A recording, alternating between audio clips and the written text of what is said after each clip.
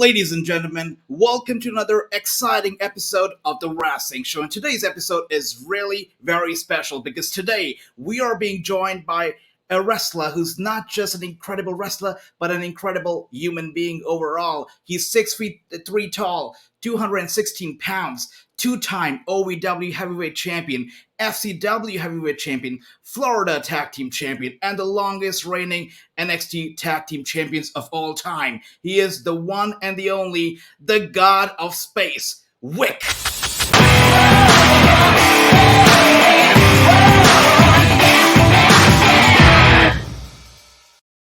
Vik, welcome to the show. Such an honor to have you here. Wow, man, thank you. That's quite an honor. That was a great intro. I don't even know what to say after that. I'm flattered. Far too flattered. Oh, no. You deserve all the great intros in the world because you are just such an incredible man. I mean, I'm so excited to have you here. And I'm genuinely so excited about our chat so we can get to know about this gem of a person behind the space god, behind Vik. So, I mean, the little correspondence that we've had over emails, and I've been following you for some time. I mean, you just automatically come across as one of the nicest guys out there. And and I'm a firm believer in this phrase that good energy and good people, they attract good people. And in your case, from the little research that I've done, I feel like in your case, there have always been those good people here and there. I mean, who have motivated you, who have pushed you, and who have somehow, in some way, shape, or form, pushed you into the wrestling career. I mean, let's go all the way back to Alberta. Let's go all the way back to your childhood, where I believe you met a couple neighborhood kids who first got you into wrestling. So, can you tell us something about your childhood, your friends? How did you really, if you really fell in love with wrestling in your childhood? I mean, that is true. It is funny. Just thinking about it, like I did an interview not too long ago where I was kind of reminded of it. But like when I was about 5 or 6 years old, I moved from the bigger city of Edmonton, Alberta, to a smaller city of Grand Prairie, Alberta. And I didn't know anything about wrestling at the time. You know what I mean? Like I was so young. And when I moved in, my neighbors immediately next door, there was, I'm trying to remember if there was two brothers or three brothers. I know there was two for sure. But all of a sudden, them and all the other neighborhood kids were always like kind of wrestling in the yard. And just they kind of showed me WWF at the time and stuff. And then it turned out like one of my buddies, like at school, I'd kind of been like watching wrestling. I didn't even have like that many friends outside of my neighborhood at the time. And then when I started school in that town, I just remember like I was walking through the playground one day and I heard one of my pals who's been like a lifelong friend to me, heard him and another kid talking about Owen Hart being the Blue Blazer. That's right. And I was just so like, what? Like, how do you know that's who that is? You know what I mean? Like I was only in grade 2 at the time or something like that. And I just kind of hit it off with him right away. And sooner than later, like wrestling was just like always around me. Like Stampede Wrestling came to town, and one of my dad's friends from work, he was a big wrestling fan. So like he took me and introduced me to Stampede Wrestling for my first time. And like really like a lot of my friendships all kind of formed around wrestling, like at that time when I was a younger kid. And then, as like you get a little bit older and turn into a teenager, that was kind of the dark days, I guess I would say, for WWF. And it wasn't so cool for a couple of years. And but then all of a sudden it came back. Like right when Austin came back, we all came back, and me and my friends had actually all started watching all the old pay-per-views and WrestleManias again one summer, where and we just fell back into it. Like, and it was just one of those things where it was like, hey, remember when we were kids and we used to like do this? Why don't we do this again now? Like, and it just seemed to carry on. And so like wrestling had always kind of been kind of with me, I guess, guiding me to be a wrestler, I guess, like all through my childhood and everything. Like by the time I was, 16, 17 years old and I was trying to figure out what I was going to do with myself, um, like it just kind of popped up where I was like, I wonder if I could go do this. And then it just so happened like the dungeon reopened within kind of that same time that I was looking for a place, and Stampede Wrestling had started up again. Because at the time I didn't know where I was going to go. I couldn't really find anything in Canada. I think there was only two or three places I found online at the time, which were Shawn Michaels' camp and there was the Malenkos, and then Warriors. And but I was, I was 17. I didn't have any money, and I certainly didn't know how to get to the States at that point in time. Even though I'm a dual citizen, I didn't have that citizenship at that point in time. Right. Right. But yeah, just kind of all seemed to like fall into place one way or another for the longest time, and it blows me away now when I look back at all of it, think about it, because it's wacky. Like wrestling just always kept me on that path to becoming, I guess, what I am today. It's like destiny. I mean, when I look at you and I look at Konnor, I mean, I look at you and I see genuine friends in both of you. I mean, only a few tag teams that I look at and I go like, oh, these are actual friends. These are real life friends. You guys remind me a lot of Crime Time, JTG and Shad Gaspard. I know they were Oh, really good friends, and that's hmm what you guys remind me of. And I'm like, Viktor has not just it's been destiny, not just with Viktor and wrestling, but Viktor and his friends guiding him into wrestling some way or somehow. It's beautiful. So you mentioned that you were watching wrestling growing up. Did you have a favorite wrestler that you wanted to be like, or you just looked up to? I mean, when I was a kid, the Warrior honestly was one of my favorites. And it's funny because by the time I was a teenager and I'd watch his matches back, I'd be like, these suck, but they're still super awesome.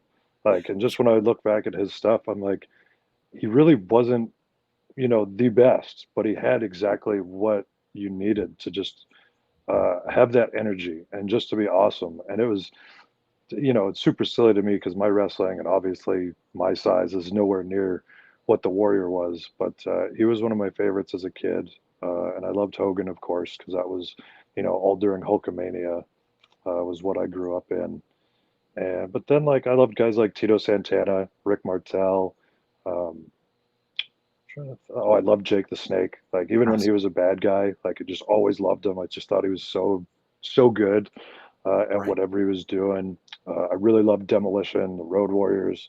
Like those were my favorite tag teams when I was a kid. I loved the Rockers. Um, I always thought it sucked the way the Rockers ended because I really loved it when Marty Jannetty would come back on WWF or WWE TV and work again because he was still awesome. And in fact, it is really funny because I like Shawn Michaels by far one of the greatest wrestlers of all time.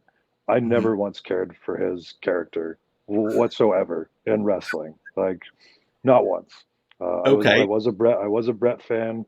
I was an Owen fan, like Davey, all of those guys. And so I don't know if maybe there was just like that stigma was like always stuck with me. And to the first time I met Shawn, he wasn't nice, I would say, Oh, but okay. um, not that he was rude or something. He just didn't seem like he gave a shit.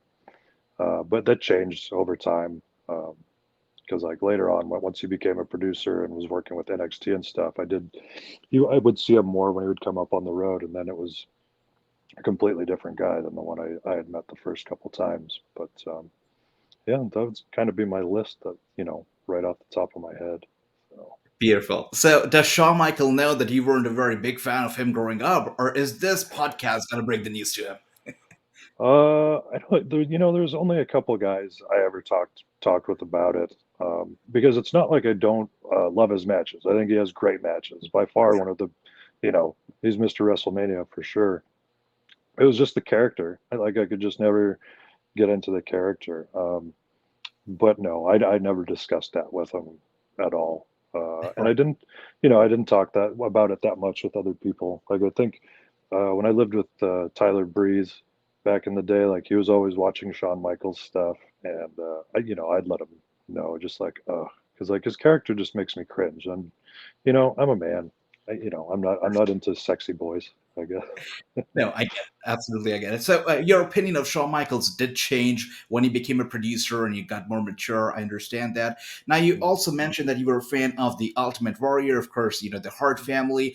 Did your opinion on any of those did it change at all as you grew up and you got into the business?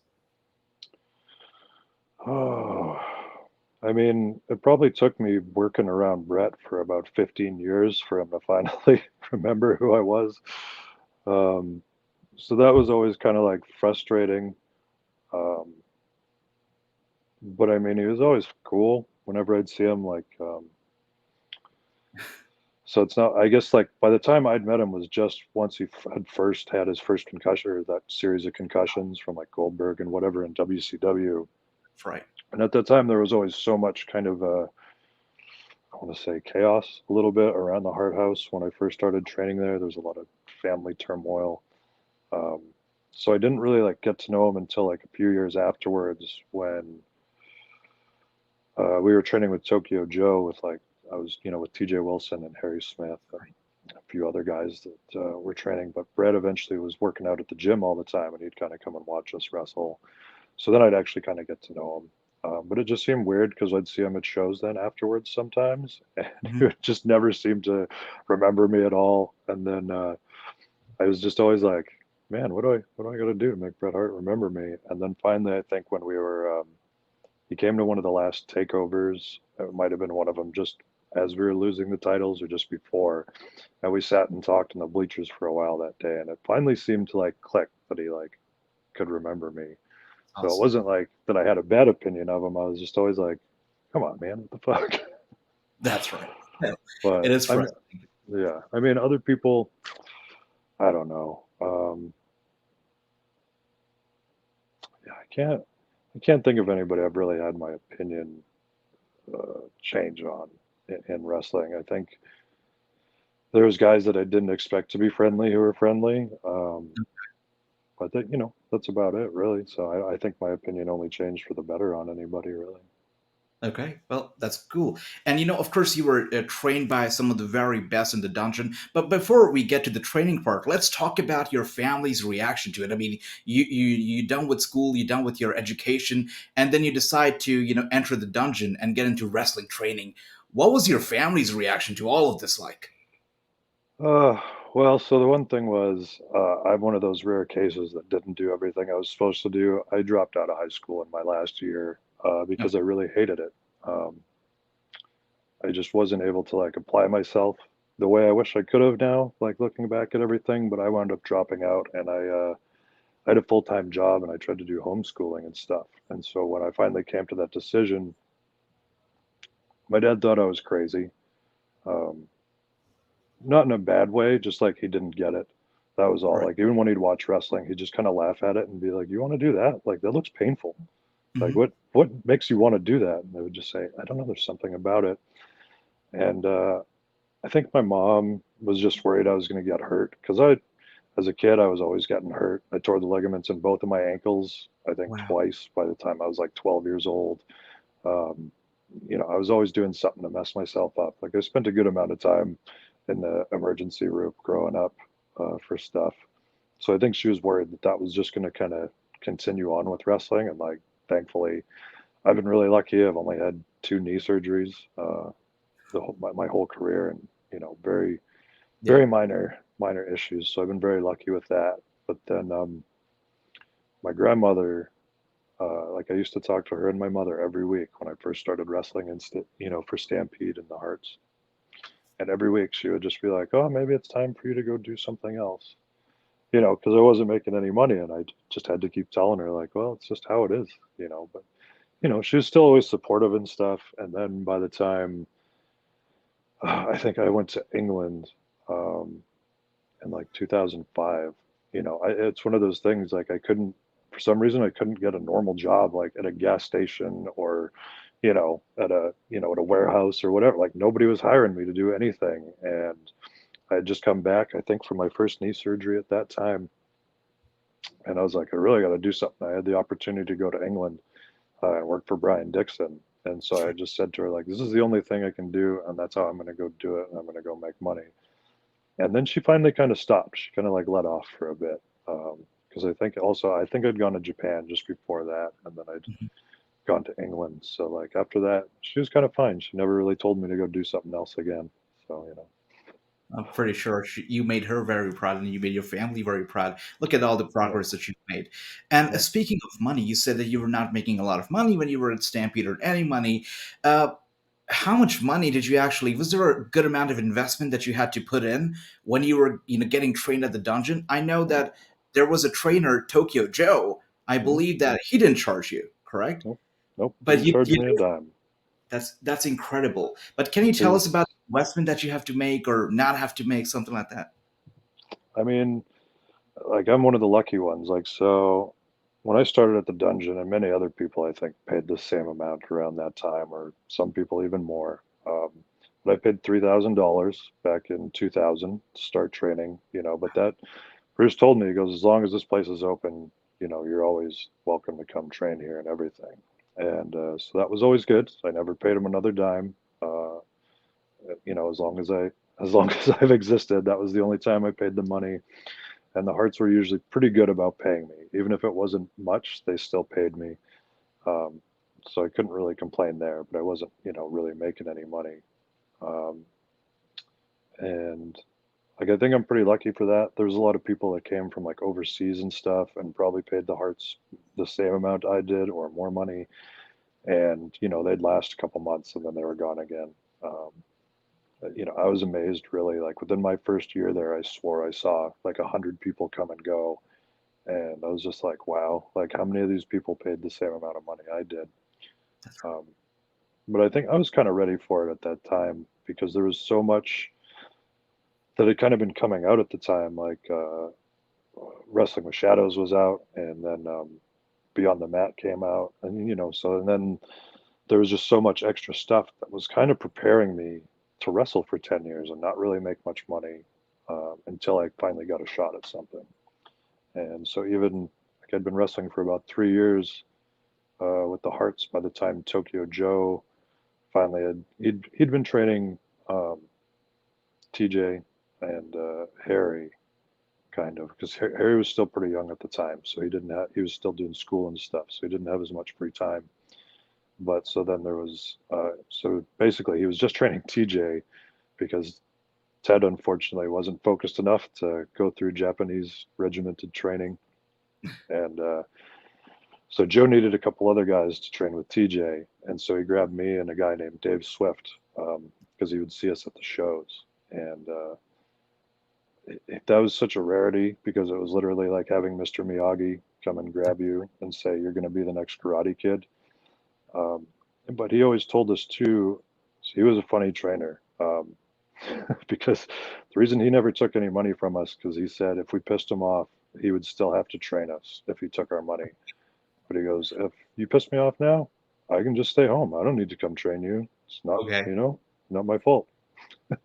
So he said he never took money because he didn't want to make a false commitment to us. Because he's like, if I don't want to train you guys, I'm not going to train you well. He goes, but as it is now, like I'm committed to always helping you, and he always did. He was really one of a kind. He was super awesome. Like for as much insanity as he put us through, um, he really took care of us. He would take us out to eat all the time, and just he was so many great life lessons. Like he was like my first real guru in life, I would say.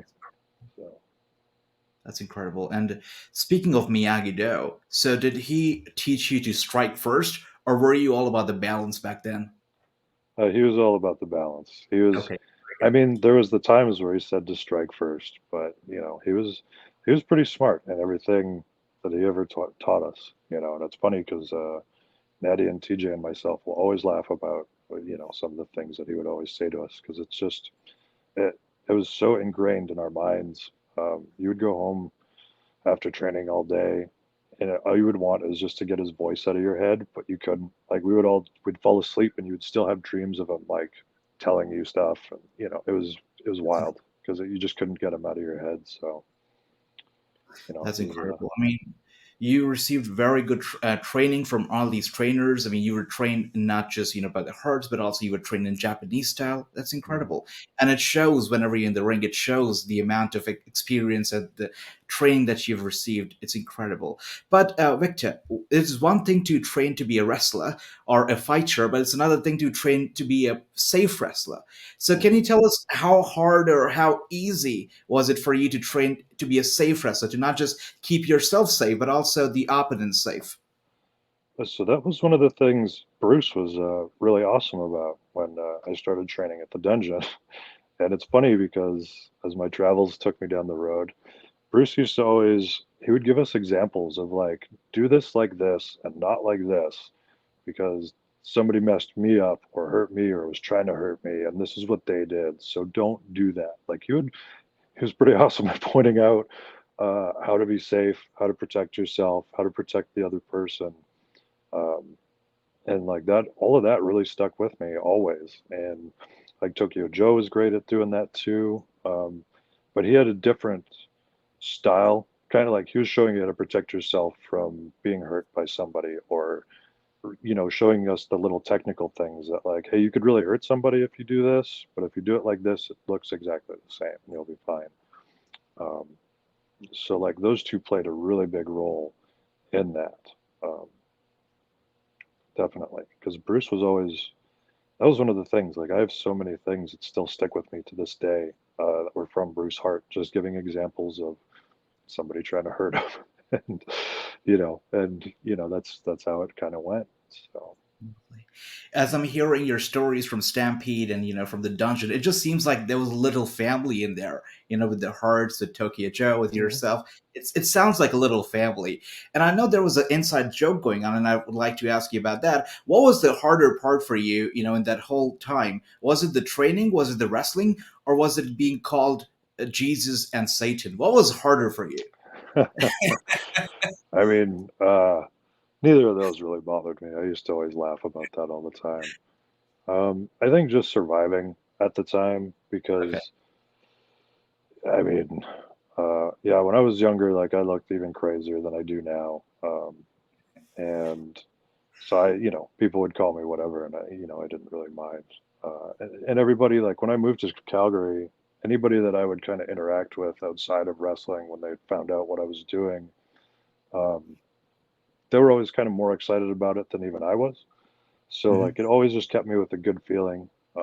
And like everybody in Calgary always loved wrestling. Everybody has a Hart family story one way or another in Calgary. So it was just good. Like, it was like how you said, like it felt like a family there, a lot.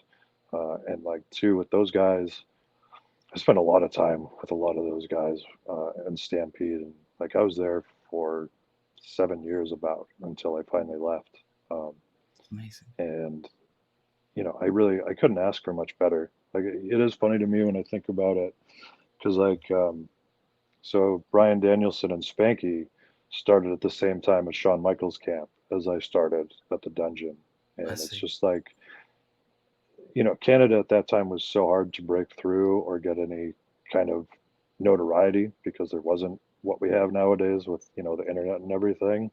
Hmm. And so later on, like when I did meet Brian, both of them, it said like, wow, it's really wacky to know that like we've been working, the same amount of time, but like you guys had so much more of a platform to kind of work with, as to where in Canada we only had a couple companies that ran between like two towns, um, and even then like promoters would fight because they didn't want you working somewhere else or whatever. But it was like, really, like we don't ever go there, so what's the big deal? But there's little things like that, but I'm so thankful for it, really. It's incredible. And I can tell how nostalgic you feel just by talking about it. It makes me smile. It's incredible. Thanks. Yeah, I So, don't think about it often. It's funny. I don't. I mean, like I said, like the other week, somebody brought it up when I did an interview, and I was like, "Oh wow, I haven't thought about any of this stuff in a long time." Like, so after Canada, you moved to Japan. You do shows in Japan, in the UK, and then Canada. I mean, were you happy with all that was going on? I mean, it's from the looks of it, it seems like you were making a good. I mean, you were making it in the business. You were doing good in the business as a wrestler. You were traveling. Almost around the world. Were you satisfied with that kind of life? I really kind of was at the time, because like once I'd gone to Japan, um, like that to me was really making it. Like that blew me away. Just being I think I turned 23 or 24 when I was in Japan on the tour that I did, and it was so awesome. Like that was all I had wanted to do, um, really at that time. And then going to wrestle in England, I was there for about 4 months, and I loved it so much. Like that was one of my favorite times in wrestling. And I said, like, if I could just do this, like I would be so happy. Like this, like it just kept me going, because like anytime too when I was away, like people would be like, "Oh, do you miss home?" And I was like, "No." Wow. And it Wow. wasn't like, I didn't miss home, but I was just like, I don't know. if I'll get to come back or not. So I'm not going to spend my time missing somewhere I know I'm going to go back to. And Okay. most of the time, I know when I came home from England, like we had been so busy because I think I did something like 80 some odd shows within like 100, in some days.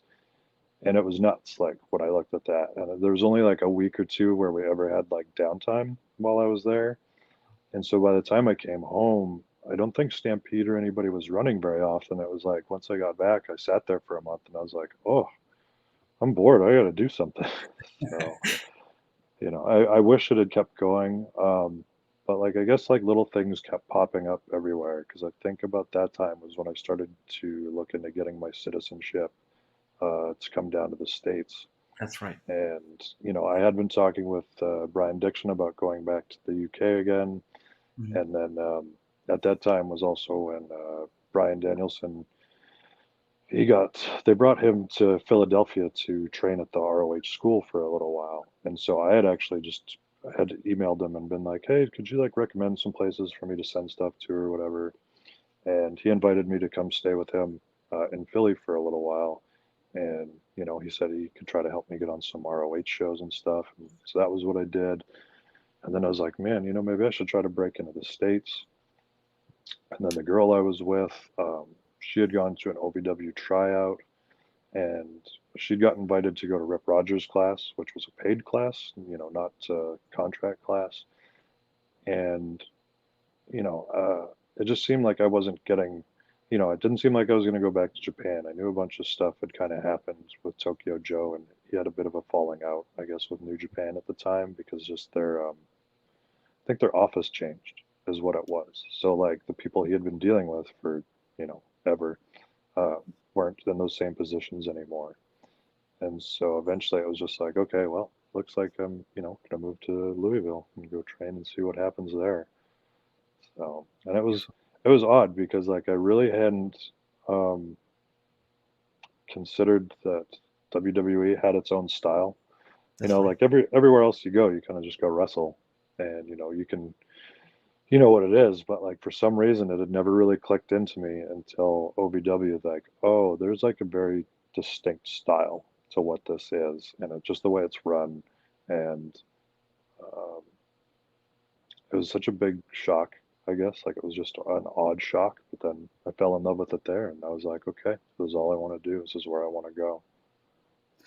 And it baffles me. I mean, as we're talking about this, I realize that whatever we're just discussing right now probably happened like 2 decades ago. And I'm looking at you right now. You look like you're in your 20s right now. So it's incredible. You don't Oh, age at thanks, man.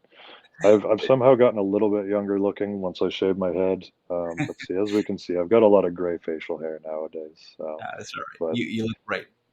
thank you, thank you. Well, luckily, So I started 2 decades ago. It's actually just been, that's right. oh, yeah, it's 2022, so it's been about 22 years since I 23 started. years. That's right. I Yeah, believe you started in 99. So yeah, you're right. yeah, right at So, the end of '99. so you say that now you've shaved your head. Is that something you wanted to do while you were with the WWE as well? To Oh shave yeah, your head? yeah. Okay. It's really funny because like when I first got signed and brought into FCW, um, I think they just hated the way I looked. They hated the long hair. They hated my goatee. So I'd cut my hair a bit shorter and shaved my face for the first time in my whole adult life. Um, uh, and so then, like I went in and like I kind of didn't know who I was anymore because I was like, okay, well, my hairs and stuff isn't my identity, but it's really just the way I've wanted to look forever. Like when I was a kid, I even told Dusty Rhodes, I go, I look exactly how I pictured myself to look as like a supervillain or like a comic book villain or something like that. You know what I mean? When I was a kid, I don't see what's wrong with it. And he would make the joke that like they just didn't like my face or something like that. And Dr. Tom would tell me, he goes, just do what they want. He goes, they're going to eventually tell you to do what you're already like doing. You're going to wind up right back where you started. And he was exactly right because by the time I got put in the Ascension, it was grow your hair out, grow the beard again. And I was like, so then why did I just go through all this shit for, the 2 years that, I'd been kind of treading That's right. water in FCW. Um, but So then, even before we left NXT, I had actually asked Bill DeMott. I was like, dude, my hair's really bad, it's thinning. Can I please shave my head? And the answer was no, not until we're done with it. I was like, what? And so I'd bug him about it all the time. He'd keep saying no. That Eventually, we got is moved up. And then eventually one day I was sitting with Vince talking to him about stuff. And I started to ask him about it because I was like, this is years have gone by of me hating my hair that I'm not allowed to cut. And even he just went, well, then you just be another bald guy. I was like, yeah, but this looks terrible. And he just went, but then you'd be another bald guy. In my head, I just kind of went, okay, well, this obviously isn't going further. So I just moved on with whatever else we were talking about. And then after a while, I would just kind of go bug Mark Carano about it. He'd always say no as well. So by the time we got released, I was like, good, time to get rid of this. I couldn't stand it anymore. oh the oh wow, Mm. and we've heard a lot about WWE and when it comes to looks. So especially there's this guy John Laurinaitis. We've heard stories. We've heard that he has hired people based on the looks, the likes of Kelly, Alicia Fox. He saw them on the magazine covers, hired them. And then you had, I know you're big fans of them, the Briscoe brothers. They were refused a contract because they were not, just cosmetically pleasing to the WWE fan base or WWE programming. I mean, all this stuff, when you hear stuff about that, how do you feel? Did you ever experience something like that? Or did you see something like that happening, that they refuse somebody the main event spot or refuse to put them on TV just because how they looked? Um, I think the first time I was ever an extra was when they brought up Alpha Junior, and I can kind of remember seeing Laurinaitis get pissed at him about his gear because like it was at a pay-per-view. I think he was debuting that night with like Legacy or something. That was when it was Cody and Ted Jr. and Randy, and he had done something, and he was still on TV. But I just remember like the next day, it really seemed like they were up his ass about it, and I remember them like scrambling to have him uh, have nicer looking gear made or something for when he came out. Um, but that's kind of the only time I can really think of something. I mean, like I feel like I always fought with it until they put me in the Ascension. Um, they could never really decide what they did or didn't like about the way I looked. That's So I when it comes down to it, like I couldn't say that I've specifically seen it. And even I know when I first got signed into FCW, there was stories about the Briscoes and how they were interested in them, but I can't remember if it was because they were under contract still with ROH that they weren't kind of able to pick them up or not. But I don't think those two really wanted to go at that time either. I think, as far as I could tell, like I don't know them very well, but I just remember guys saying like with the, they have their farm and stuff like that, so they were doing good and they loved what they were doing. So I don't think. I think if anything, if WWE was like, no, we don't like the way they look, that would just prove that they're, they don't know that money isn't always pretty green, I guess.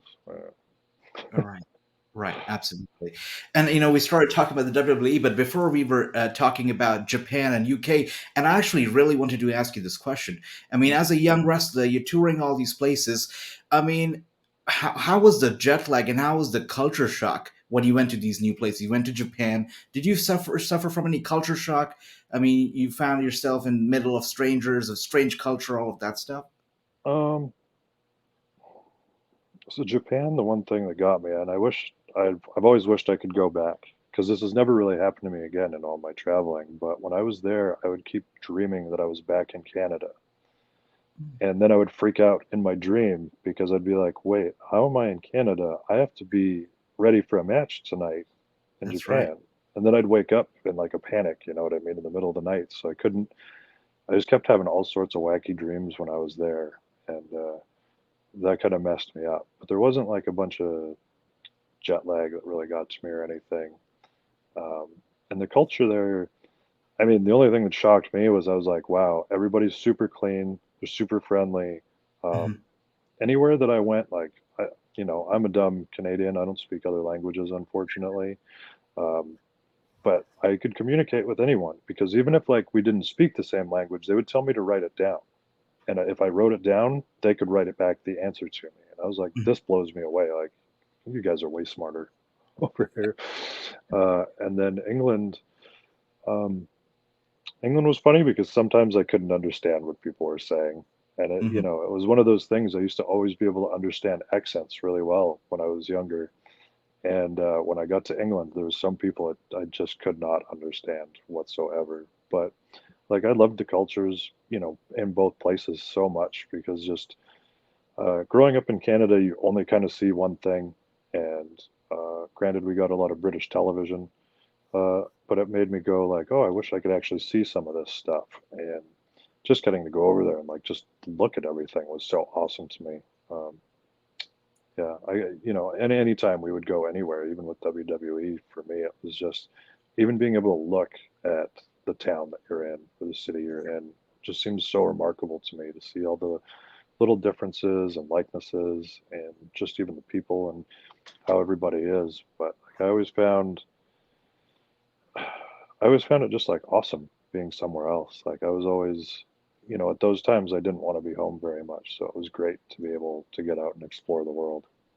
Absolutely. And we've seen you in WWE, you this dangerous Ascension, tag team. I mean, but in real life, from what I've read and from what I've learned about you, is that you're totally the opposite now. I mean, you're into meditation. You read a lot of Ram Dass, and apparently you're also trying to explore some Indian culture. You're trying to get to know about the Ganesha and all that stuff. Is that right? I've been researching it here and there, so I'm intrigued. And I know that the fans who are listening to this in India right now would be intrigued too. Tell us about the story. How did you get into all of this? I mean, I guess um, just everything happens the way it's supposed to. I guess like the end of my career in WWE, it's just very depressed, very angry, and I didn't really know what to do with any of it. And just the way everything, like, and I was really tired of being angry and being depressed and just having it control me all the time. And I just somehow fell down the rabbit hole of trying to figure something out. Like back in, it's like, I want to say 2017, somewhere around there, I'd stumbled upon transcendental meditation. That's right. And so I'd learned that. But like my teacher didn't have a lot to kind of tell me. Like whenever I'd try to question him, I didn't get a lot of answers. And even at the time, I was trying to read Maharishi Mahesh Yogi's book, and I couldn't understand any of it. I was just like, "What?" I was like, "I'm really trying, and I do not understand this whatsoever." And so I kind of put it down, and there was a point I took a year off from meditation because I didn't know what I was doing anymore. And a lot of the times I wound up just bringing up horrible stuff in me. And I was like, well, this isn't the point of all of this. Mhm. And I took about a year off from it. And I just kind of started um, falling down this rabbit hole, more or less. And it was really odd because it kind of happened with a sudden obsession with like ancient civilization. And That's right. I just kind of realized I didn't know a lot about other religions, more or less. Like even by the time when we first went to Saudi Arabia, I Mhm. realized I had no real idea, um, about about any of that stuff. Um, and I was like, wow, at this point in time, I should probably learn about this.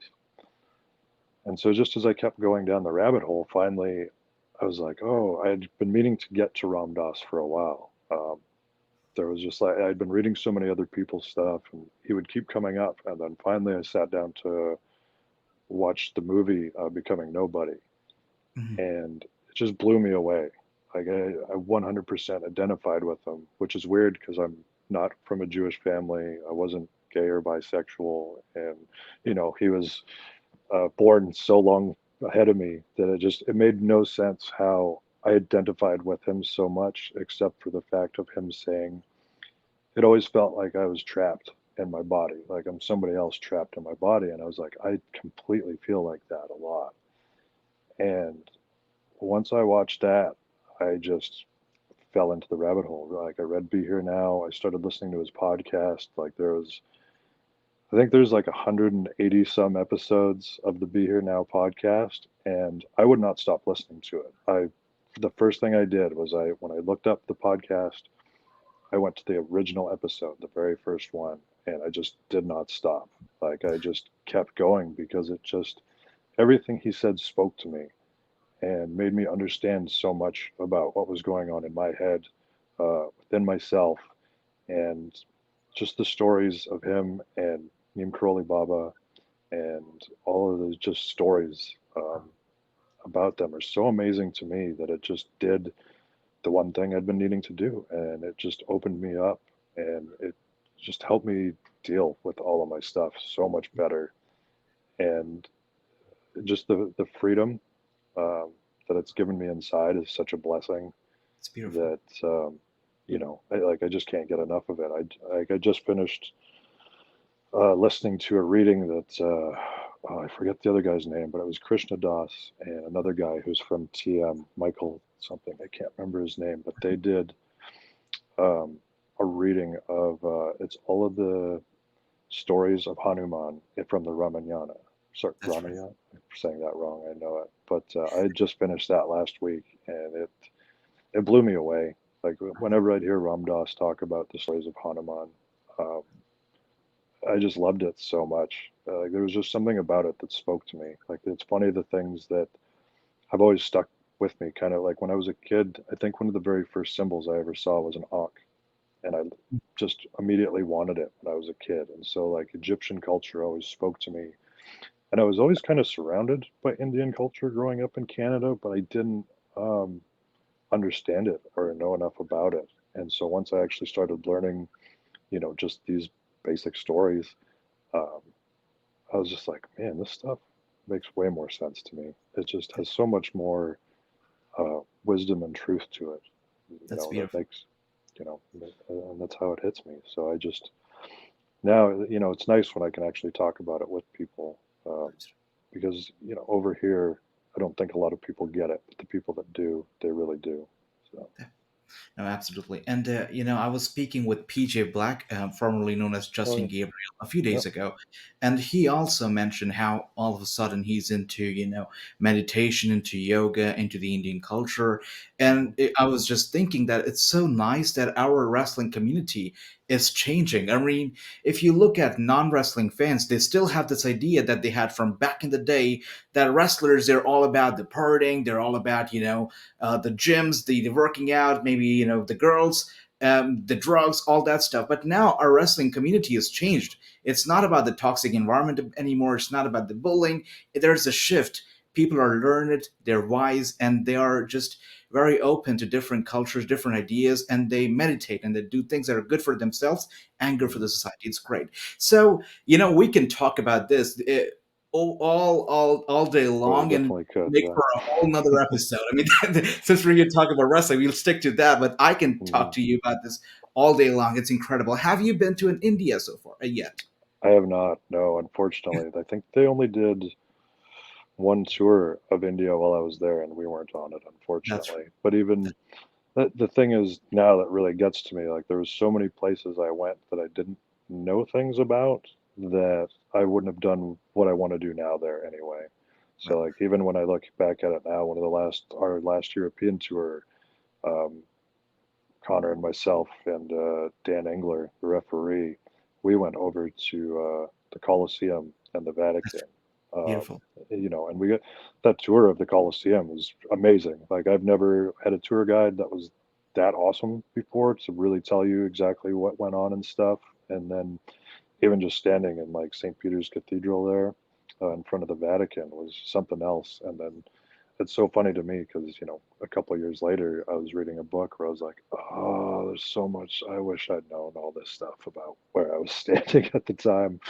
I didn't really, I knew it was pretty cool, but there was more stuff that I would never be allowed to see, but maybe I would have gone and ask Well, I'm somebody. pretty sure now when you visit these places now, you're gonna have a lot of great experience now that you know about so much stuff. And Hmm. I know we're still rolling, but I would like to invite you to India. And when you come here, you don't have to have a tour guide. You be my guest. I will be showing you around. That's for Oh, that sure. would be great. I'd really love that. That's one of the things. Like I watch Great Khali's videos all the time, and I'm almost like, I wonder if I could just get him to bring me over there because I No, just for want to sure. go around India. I know I'll probably, get bad dysentery and all that kind of stuff, but I really do. That was a place I never got to go to, and now I really want to see it.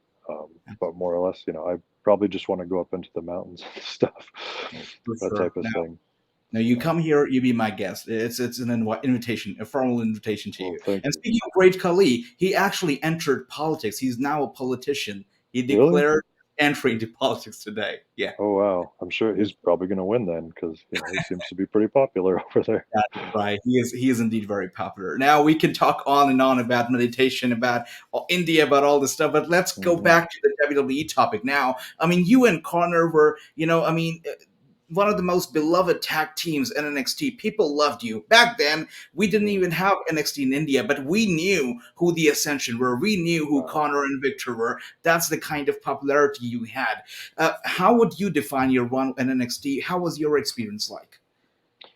I mean, I've always said it looked one way on camera, and it felt the other way to us behind the stage. You know, there was a lot of it was so 50-50 back then, because it was like if one day you did something good, the next day you were doing it all wrong. And so it was really hard for us to ever, grasp how the people saw us because, like, sorry, excuse me, we weren't looking at it through that lens. We only saw it from where we were.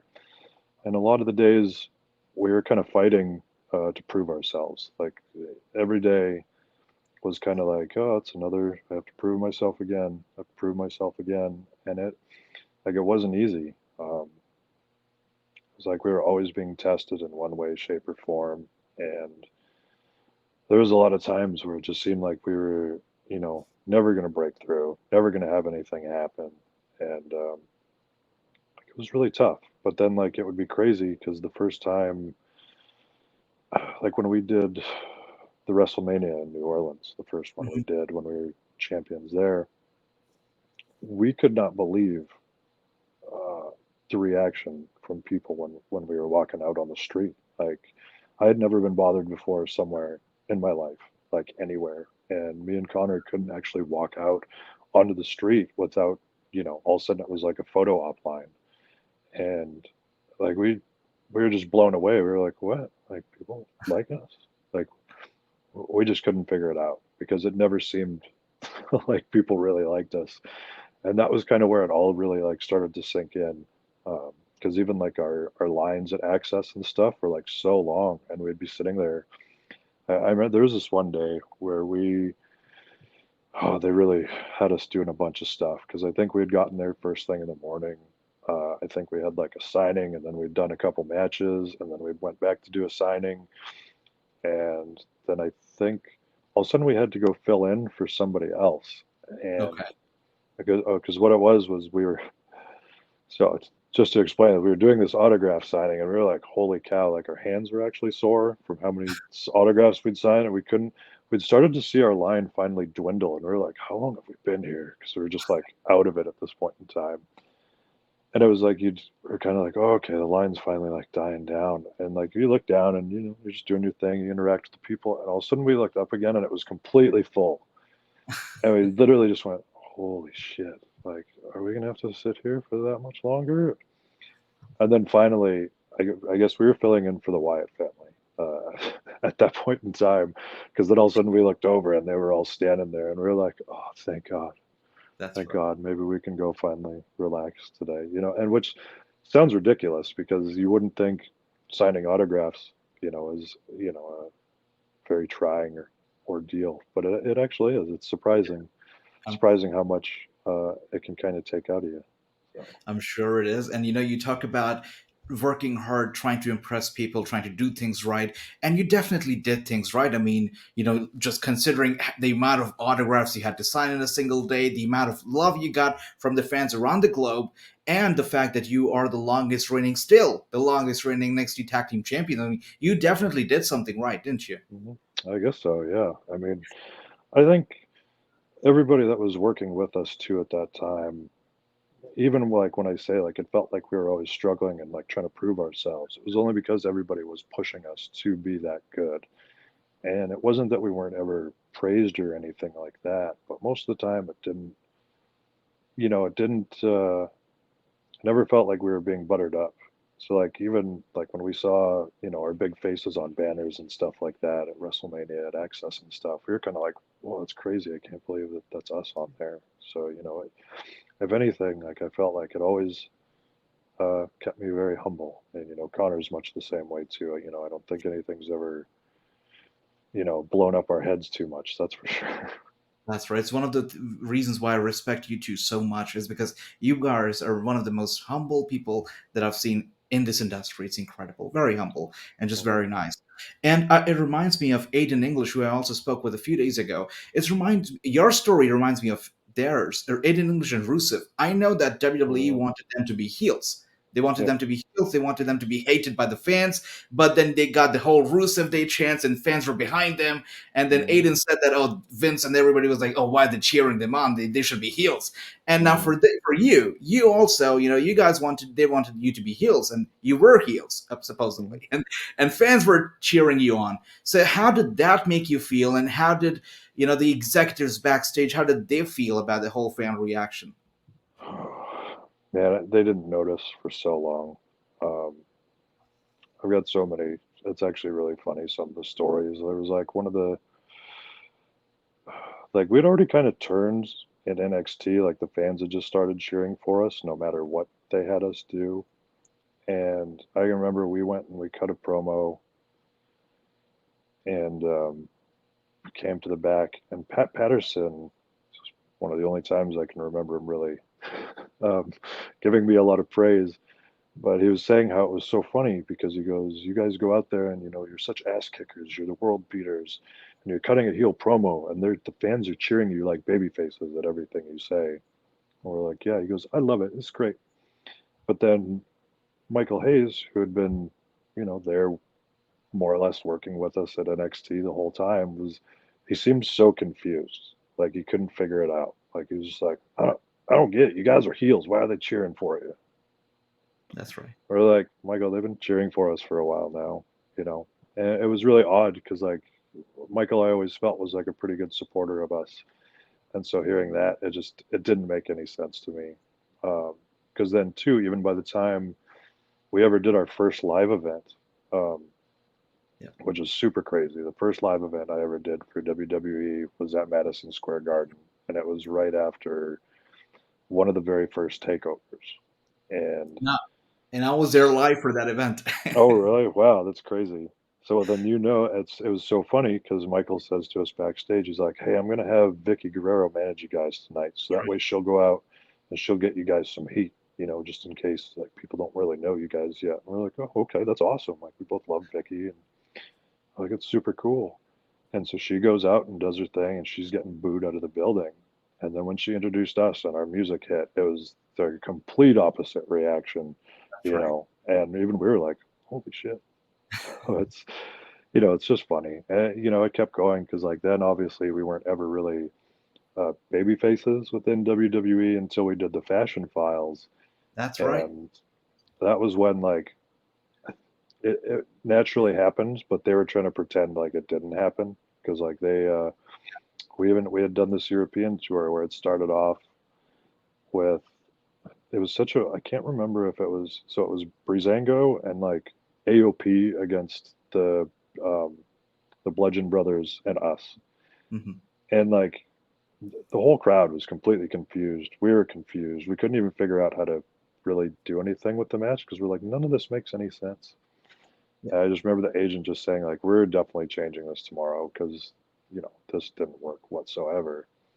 But it was like once we got back from that tour, I can remember it was almost like they were trying to figure out how to get us out of the fashion files because they did not want us, to be baby faces. Like I can remember somebody showed me a sheet where they had like heels and faces, and like then we were somewhere in the middle.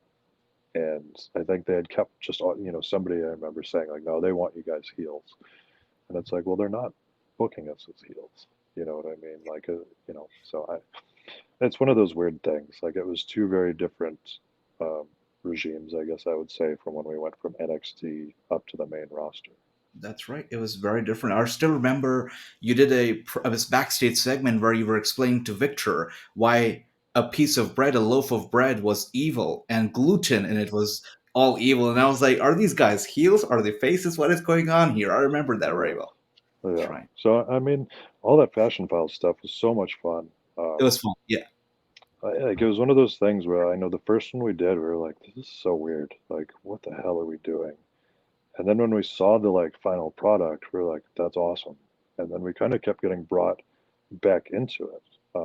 I think a lot of it had to do with they were trying to do a payoff with the Bludgeon Brothers debuting from it, but then I think as Vince kept seeing it, he was like, I don't want the Bludgeon Brothers doing anything with this. Like, yeah, because he didn't want them to be comical in any way, shape, or form, and it wasn't written so that it would be comical for them. that's But right. then just the way they wound up throwing us in there, it worked out very well as comical. And to me, I like, and to all of us, we loved doing it at the time. Like the writers got to be so much more creative with what they were doing. Everybody was just having fun.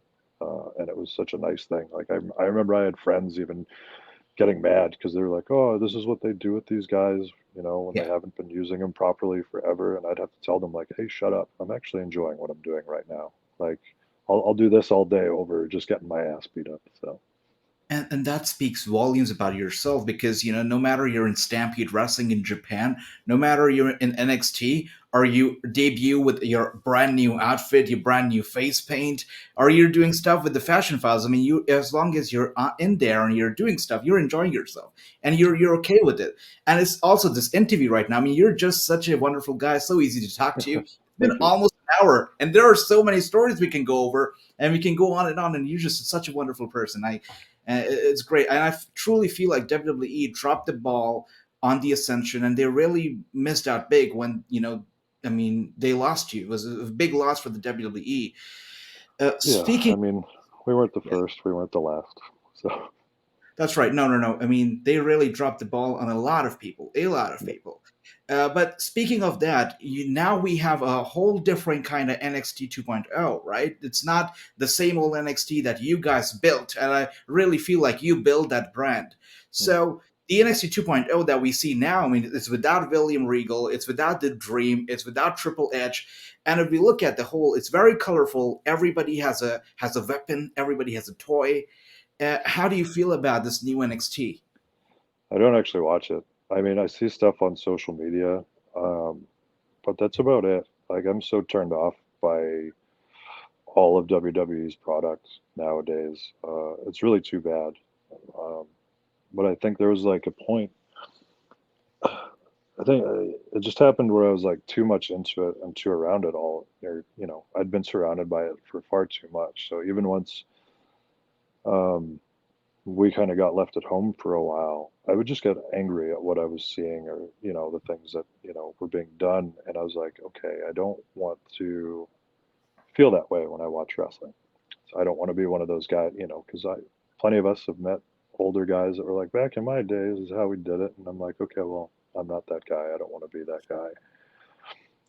So I just kind of had to tune it out. And I've kind of, I think the only thing I've really much paid attention to a little bit is Baron Breaker, because I'm a huge Steiner Brothers fan. And so when I'd heard about him, I was like, oh, I kind of want to see this. And so it's cool because to me, he is a lot like a mix of Rick and Scott. It's pretty awesome. But I mean, Vince ain't going to reinvent the wheel. You know what I mean? NXT had already done that. And even by the time we left, it had changed. That's Because I can remember I used to get home off the road and I would watch the pay-per-views. And I can remember one of the first pay-per-views I saw, I was just so blown away by it. I'm like, this is awesome.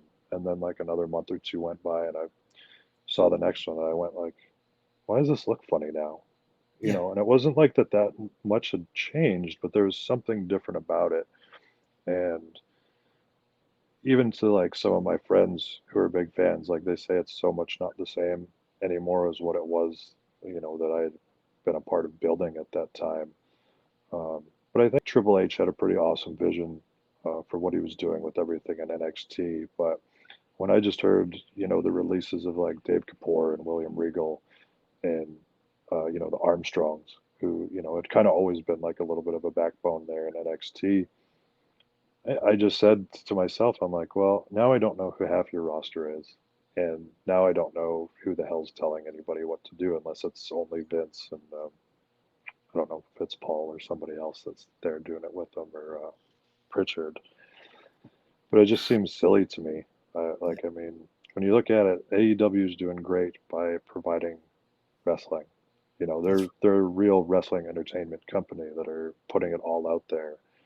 And I think NXT's trying to do the same thing, but when you're trying, you're not actually doing.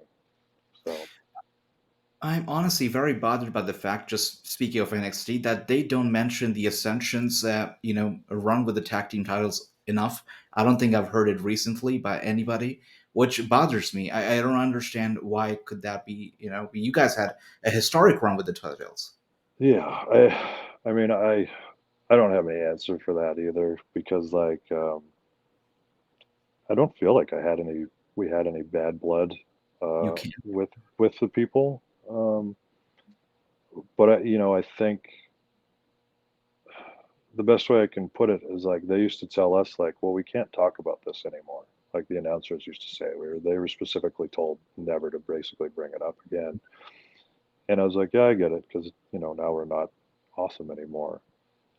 But there's just that fact of, and I mean the one that like, and I'd actually forgotten about it for the longest time. Like I never thought about it, and I couldn't even like if I did think about it, I didn't think about it happily.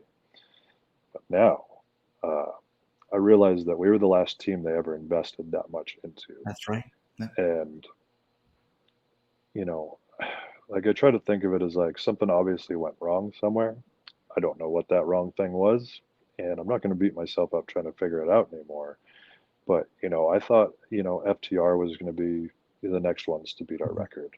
Okay. And then I thought maybe AOP would do it. And then, you know, there's been a couple of people, teams that I've thought would do it even ever since then, but they've not invested in anybody to do that. Um, and you know, it's just shocking to me when I see the talent that they've brought up in the last couple of years and then just let go. Um, and it's wacky to me. Um, because just the way like everybody evolves on NXT. That was what was great about it when we all started. Everybody had their own evolution, Yeah. which we used to watch, you know, younger guys go through on WWE television. Now NXT gave us that, but then a lot of the times it was like whoever came up from NXT, Vince hadn't really been paying attention and just wanted to do something else, or like he didn't get them, but he was like, "Oh, well, I guess they're kind of over down there. Let's see what happens." But he wouldn't understand them enough to know how to use them properly, I guess. Or you know that's my take on it. I can't say that's actually what has happened, but you know That's right. it is wacky to me because really like the transition should be much easier. Like when It should. you know if I see Shotzi Blackheart go from NXT to WWE, you know, to SmackDown or whatever, like that makes sense to me because you didn't change her at all. She's still her, but too many of the people they didn't seem to get. So That's very very true. And and you said that they don't mention you. They don't want to mention you because you're not awesome. I must say you're awesome and you're incredible and you stand out from everybody else. You're the best. And one more thing that I just want to point out is that you say that they're not investing into tag teams a lot anymore, which from Ascension as well. I had this feeling that when you guys got on the main roster, they put you in a lot of matches. But I mhm. felt for myself from somebody who belongs to an international market. So I would have liked to know more about it at Ascension, the story behind it, the idea, the vision behind it. But I felt that due to the lack of promos or anything, that was not portrayed very well by the WWE. That what was Ascension all about? What was the story? What is the story behind all of these symbols that we're seeing? I felt like that was lacking. So did you also feel like there could have been more promos, more vignettes, more character development on the main roster for the Ascension? Definitely. But when we got there, we were pigeonholed very quickly. Um, Yeah. like the stuff that I had to sit there and write with a producer, like those first our debut promos. What we got was a better version of some really stupid stuff. Because some of the stuff I was legit sitting there going, I can't believe that I'm sitting here with who I'm sitting with, and he's telling me that this is a good idea because it's garbage. Yeah. And so I knew at one point Triple H saw one of them, and he just turned around and he was like, "This ain't happening." And he had gone and he had talked with Vince or something, and so like they had gotten changed a bit. But I mean, they never really did any of that stuff otherwise with us. Like even for takeovers, we had asked if like, especially when we were facing the Lucha Dragons, going into that whole feud, we were like, why does everybody else get these big build-up package videos where they're talking to everybody backstage and stuff, but like they don't ever talk to us. Like nobody knows anything about us whatsoever. Like we hadn't done backstage stuff forever or anything. Like it was Yeah. just always a very kind of one-dimensional, and to a point like it was kind of cool because like we were kind of kept a little bit more mysterious, but Mhm. at the same time, like the funny thing about the symbols, we were told to come up with a new symbol and not use the eye at one Mm. point in time. Well, we came up with about 100 other symbols to the point where they're like, don't send us anything else. And then for that first takeover where they came out with those shirts, it had the eye on it. And we're like, well, why did you tell us to change your symbol if you were just going to use that one anyway? So it's pretty wacky with that kind of stuff. If anything, I could say it's super funny to me that we debuted in Washington D.C. with all of that imagery behind us. We had never seen that video, like our entrance video or anything. We had never seen it. Had no clue what was going on up there. We had thought we were just having our same one from NXT that just showed us kind of like jumping around and screaming at the camera and stuff. But all of Wow. a sudden, yeah, our debut, Washington D.C., we have just about every Illuminati symbol possible on our That's entrance video, and I just kind of went, "That's really funny." right. That's, But and you, sorry, but you did not rehearse your entrance. It was just on the spot. You went on and you did your entrance. well, I mean, we do the entrance. Like the entrance is always rehearsed, but the video Okay. that plays, like Please. our Titantron video or whatever, it has all the crazy imagery and stuff in it. We had Yeah. never seen any of that. They didn't show it to us before. So like even when we're rehearsing stuff, all they would do is play the music. Um, so we wouldn't like, and the way we faced, we'd never turned around to see the Titantron behind us. We were always straightforward. So So yeah, the Illuminati was never your idea. no, like even so, what I knew. So the previous incarnation of Ascension, to all of them before me, they had always kind of used the eye, but they had only used like just the eye of Horus. And so then when I had gotten put in and had been putting stuff on my gear, I'd been looking for different versions of it, and I found the one that I didn't even realize at the time is associated with the Illuminati that has the triangle around it. And that was the one that they wound up using for our t-shirts and for the logos and all that Wow. stuff afterwards. So yeah, because Wow. it was pretty wacky when we used to see the Illuminati conspiracy stories about us and stuff That's online. I was right. just like, really? It was like, I mean, I wish, like, 'cause that'd be cool if I was part of some awesome secret society that rules the world, but I'm definitely not. It's hilarious. Well, it must be difficult to deal with, such people. But now, since you mentioned that AEW is the promotion, the wrestling promotion, we just saw some incredible debuts last night with Keith Lee, Jay White making their debut. What did you think about that? I mean, I think it's awesome. I mean, wow, what a talent roster that they've got there. But I mean, it's going to be one of those things where you don't see enough of everybody on TV. They've got all this great talent, and they just right now, like that's the hardest thing I think in wrestling is there's not enough places for all of us. That's right. because there is just a mass of amazing talent out there right now. AEW's got so much of it. Impact's got so much of it. We'll see what happens with Ring of Honor coming up. You Hmm. know, but we need more. You know what I mean? I think fans want wrestling. Like wrestling, I think is just as popular as ever right now, and people want more than just what WWE gives us. Um, For sure. so I hope we can just keep seeing more and more. I hope New Japan gets over into the states more, all that kind of stuff. I hope the industry just keeps growing, and I hope it grows without needing to just focus on WWE because they had so been, I don't know, kind of too much of a monopoly for the longest time, I guess. And I think it's really starting to show that, like, when you only, I guess, because and I don't mean to say this in a bad way, but they're a little bit closed minded where they wouldn't pay attention to what else was going on. Mhm. And I think now it's starting to hurt them, you know. But, well, I guess we'll see what happens. Like, I think AEW gives a great product, like a lot of awesome, like, and it just keeps getting better and better. But I just don't know, it's hard. Like their talent roster's got to be, gigantic right now, and I don't know how many of those guys all are able to make it on TV all the time. And I don't think they're still running live events and stuff like that quite yet. So it's, I hope nothing but the best for that company to just keep growing and to continue. And I hope more and more pops up as it is. Beautiful. And I know that the fans, who attend indie shows are definitely in for a treat.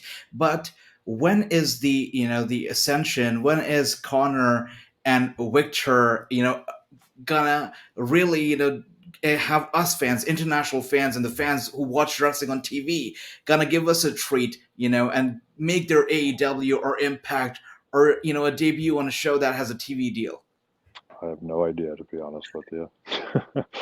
I mean, there's been just the last couple of years has just been funky, I guess, how it's all worked out. Um, so I really don't know what to say. Like AEW is so full of stuff right now, and like I feel like I don't even see the tag teams get used kind of enough on there. Oh, Um, that's it. Yeah. so that kind of bothers me a bit. I know TNA or Impact, sorry, like they have a lot more tag stuff going on. I always feel like, but I don't know what to say on on all those fronts. It's like the best thing I can say is our next match coming up is February 25th for Outlaw Pro Wrestling in New York, where we are taking on the Rock and Roll Express. It's And I incredible. mean, you can't ask for any better than that right there. So, You cannot. I'm looking forward to that match, and fans who are in New York should definitely check it out. February 25th, is that yes. right? Yeah. Yeah, it's gonna be a Viktor, Big Kon, and Rock and Roll Express. It's big, it's huge, Yeah. and I know one thing for sure: wherever Viktor and Konnor pop up, fans are gonna be in for a treat, and the whole place is gonna erode. It's gonna explode. So I can't wait to see you guys pop in more places and really reach the Mount Rushmore of professional wrestling, which I really truly believe you will. Thank you. I appreciate that. Absolutely. Hopefully, we'll see. It's been these last few years with COVID and everything, and just the state of the world. Um, it's just been wacky. It's just been really wacky. So, I'm pretty happy even that we've got this match coming up because that was something we've been trying to do um, pretty much well since COVID started. So the fact that it's finally happening after Right. this long is pretty awesome, and we're really excited about that. It's beautiful. And apart from wrestling, you also host your own podcast, which is Yes. Wrestling with the Struggle. Can you tell us a little about it? How did you get the idea and how's it going so far? Uh, yeah. So far, it's good. Like all of these things, of course, take time, and it just kind of came to me. Like I'd been sitting here, and like I said, I'd listened to a million Ram Dass podcasts and so much stuff, and I just kind of wanted to do something, I want to say, different within wrestling podcasts. Um, I don't know if I'm getting there yet. It's like when I started, um, Mike Bennett was like to me the perfect example of like the kind of person I wanted to talk to, just That's because of I think we had so much negativity on wrestling, and a lot of us as like we got to WWE and left WWE, or the journeys that we had through there, I don't think there was a lot of guys that really had their stories told. Um, even just like I said, how like me and Konnor never had any backstage stuff that like ever really talked to us. Like I forget that we were on the Dudleys DVD talking about them, and that's the closest that it ever came to us like being normal people to talk to backstage there. Um, but so like I know all these, different workers that have so many unique stories to me. I know what a lot of these people went through. I know what I went through. Um, and I just want to like kind of make people more aware of what it's like. You know, um, I think the new generation of wrestling has it a lot different than what we did when we started in developmental, and obviously the system before us was different and stuff like that. But I don't think for the 10 years that I was within that company, I saw a lot of people, I saw a lot of their struggles, and I just wanted to be able to like help them get their stories out there and show, especially how they've overcome a lot of the BS that we all have to deal with. Like being an entertainer in any way, shape, or form, we all seem to deal with the exact same uh, struggles, more or less. Like whether it's the criticisms or just trying to feed yourself, or or trying to get to your show. One way or another, there's always something. And I think with wrestling, like it can definitely, I mean, with wrestling, it has such a drastic effect because not only do you kind of feel the effects mentally, but when it's physical as well, it's just piled onto you so hard, and it's really hard to get out from underneath. I know I got trapped within myself and my own depression for too long. I've seen other people have it happen. Obviously, when you say like the generations before us and stuff like that and how they were, I mean, this is the reason like a lot of those guys aren't around anymore. It's because when they got depressed and stuff like that and trying to, live their lives and deal with what they were doing, it catches up to you too fast. Um, and, you just kind of self destruct more or less. And nowadays, I think I see a lot of guys who have been close to self destruction at one point in time, but they're all able to turn it around. And I just really want to make that accessible to people so that they see that we are real humans just like anybody else. I know, WWE wants everybody to be superstars all the time. But the truth That's right. is, the people that you see who are superstars all the time, they're not. Yeah, that's the best way I can put it, because everybody's got to go in and fight for whatever it is they're doing on a daily basis, and most of the time you don't win the fight. So it's I'm just trying to kind of get that out to people so that it's all relatable. Um, I've talked with so many people, just like my friends, that do different things in life, and it surprises me how much the systems are all the same. How people kind of all deal with the exact same things, no matter what you're doing or where you are. Um, so it's just, my whole point with it is it's kind of showing how we're all tied together. You might think something looks this way. Well, my life's not really that much different than yours. So, It's incredible. Wow, I'm really moved, and I can tell that you're not just a wrestler, but a fighter. I mean, you fought through the entire. It's not easy to be in an entertainment business itself, but to be in a environment that is a WWE where you are portrayed as superstars, larger than life. But at the end of the day, we're all humans. You're human, and we go through struggles. And when mm, you were talking about your struggles, I was thinking about myself and the struggles I go through. And for the first time ever, while interviewing a wrestler, I felt like I was not just interviewing a superstar, but I was interviewing somebody who was like everybody else, right? Who goes through stuff, who overcomes stuff, and not just that, who wants to help other people, and not just wrestlers, but anybody who is going through somebody. We want to inspire them to fight back and take control of their life and turn it around for the better. That is incredible, Wick. And for mm, those of you who are listening right now, check out Wrestling with the Struggle, as the name suggests. We all wrestlers in some way, shape, or form. If we're not wrestling in the ring, we're wrestling outside of the ring in real life, and that's what ex- Wrestling with the Struggle is all about. It's beautiful, Wick. It's exactly. beautiful. Thank you. Thank you. I appreciate that. That was the whole thing. Like I wanted to do just not a typical talk to wrestlers um, I love type of thing, because we have so many people that do that. You obviously do a great job with how you're doing it, and it's I see little differences with the few interviews that I do, but then even like how I say what I'm trying to do. It's not always that easy to get the stuff out of my friends that I want to get out of them. Sure. Yeah. But that's my goal. Is I'm just trying to open it all up for everybody the best I can. I love it. And the reason why I started my own podcast, The Wrassingh Show, was because I wanted to. I mean, the reason I started anything in wrestling is because I wanted to fight the toxicity in the wrestling Hmm. community. I wanted to make it more positive. Now, why I started The Wrassingh Show, and you can see, the logo behind me, the turban and the glasses. I wanted to normalize it that wrestling is not just about one race, one nationality. It's the world in wrestling now, Hmm. and you cannot be racist, xenophobic. You can't think stereotypically. You can't shut the door on a community when wrestling is so diverse. I mean, people speak different languages, but they speak one when it comes to Hmm. wrestling, and that is wrestling. And Yeah. that's why I started the podcast to bring together everybody and talk about wrestling and share the love of wrestling. Hmm. So, and It is funny, like when I think about it, because like what I grew up watching wrestling was the complete opposite kind of attitude of what it is now, right? Like it was so whatever's different is bad, no that's matter right. what it is. That's right. And now it's, the complete whatever's kind of different is good. Yeah. So, but that's the world we live in nowadays. So I'm glad wrestling has finally caught up with it. Finally caught up with it. That's true. And I must say, like, I mean, it was such a pleasure, such an honor to have you on the show to talk to you. And honestly, this episode could be 24 hours long. The amount of stories you have. I mean, you're so inspiring, and I can go on and on and talk to you. It doesn't feel like it's been almost an hour and a half. I know it's Thank flown you. by. Thank you so much, Vic. You are truly an incredible man, an incredible wrestler, and I can't wait to see more of you. And I'm pretty sure we will see a lot more of you and Big Kon in the near future. I do hope so. Thank you so much for having me. It's been a Thank you. pleasure, man. Really It was. enjoyed it.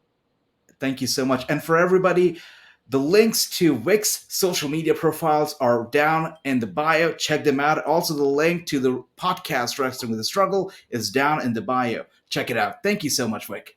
Oh, thank you, dude. I really appreciate it. It was fun.